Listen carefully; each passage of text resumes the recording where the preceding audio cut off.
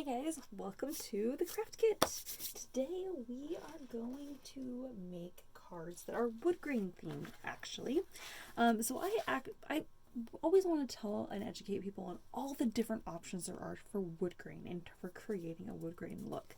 So this one, although it's it's kind of pushing it a little bit, but I actually think it looks really cool when it's all put together.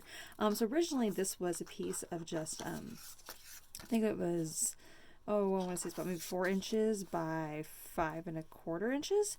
And I just cut it into 1-inch little strips. Okay. And it was a piece of craft color paper. But before I cut it into 1-inch strips, I took a brown ink pad and literally ink side down, swiped it across the piece of paper. And that created this impression.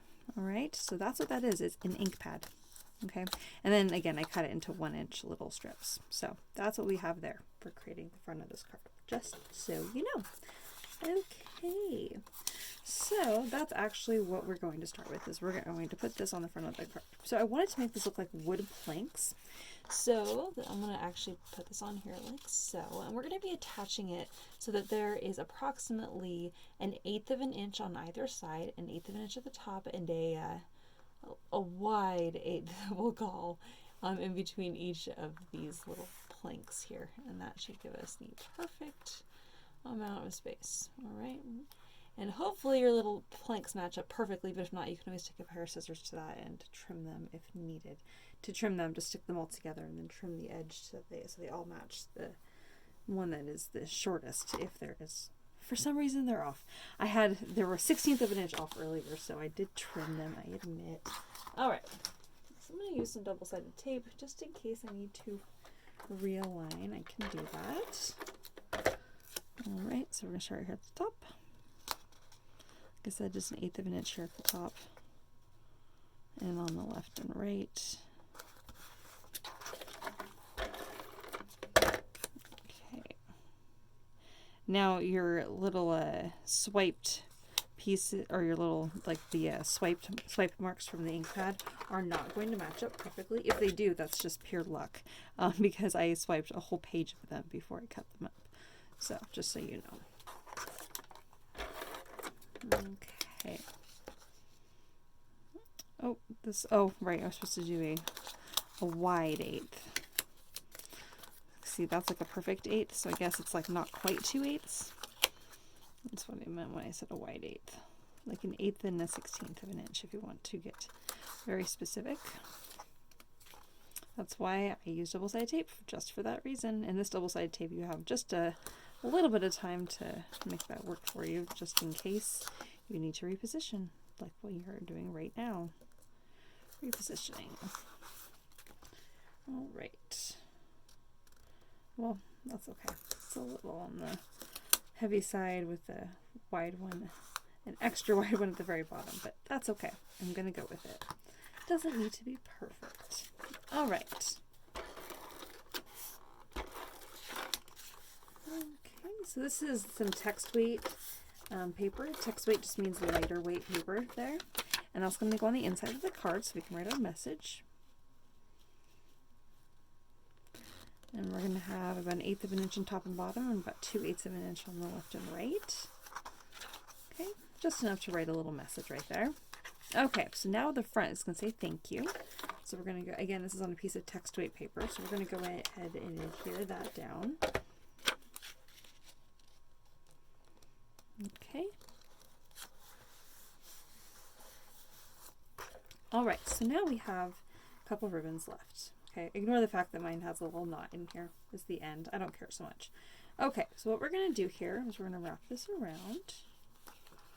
And this is the twine. And I'm meeting it right here in the middle.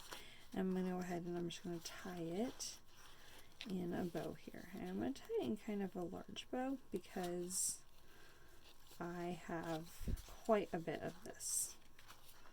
Okay. All right. And so it's a very loopy bow, and then my twine here is rather excessive. So I'm actually going to trim my twine so it's kind of short here, so that my twine ends here are about the same length as my bow. All right, and I'm actually going to now, on my little ends here, I'm actually going to open this up and fray this out.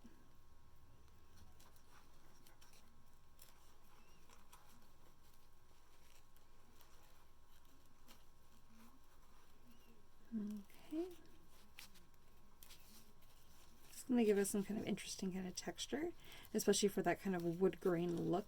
It kind of makes it look a little bit more rustic, especially with this cool stamp, like the Laurels stamp.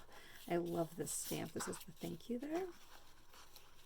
And I'm going to kind of pull this apart. So my loops are on the top and on the bottom, and then my little frays are on the opposite sides there. Okay, so now I have my dark brown with a nice little cream stripe. That's going to wrap around here into the middle. And I'm going to tie it in a knot here so it also meets in the middle. Or just tie it once, and then I'm going to go underneath there. Okay, let me just start again. So I'm going to tie it once and tie it tight, and then I'm going to wrap those little ends underneath and around, and then tie it in so it's a nice knot. So that knot is actually hugging that kind of twine that we just created there. Okay. All right, now I'm going to tie a bow.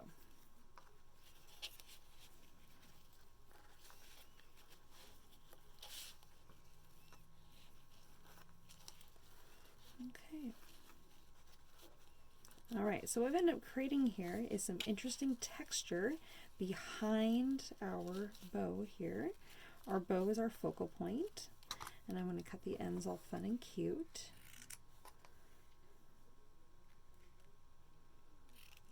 Okay, and there we have it. So we have our thank you with the fun little texture of that fun twine in the background, and our little looped ribbon there.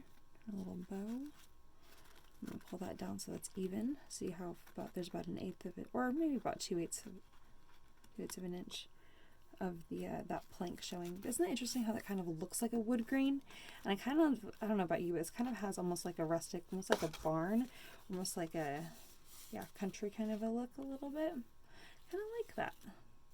It's kind of sweet. You can scoot this over just a little bit because we didn't tape that down or anything. Of course, I have my little knot here, which is annoying. You guys don't have that issue. Okay. If you're having issues with your bow not staying in place, you can do a little dab of hot glue and you can hold that in place there. Since I don't have my hot glue gun currently on, I use a tiny little bit of double-sided tape, and that at least will hold it in place temporarily. Yeah. There we go. That way nothing's going to move on me. Yes, you can use a little bit of double-sided tape too if you wanted to hold that in place. There we go. All right, you guys, that's the first card. Go on to the next one.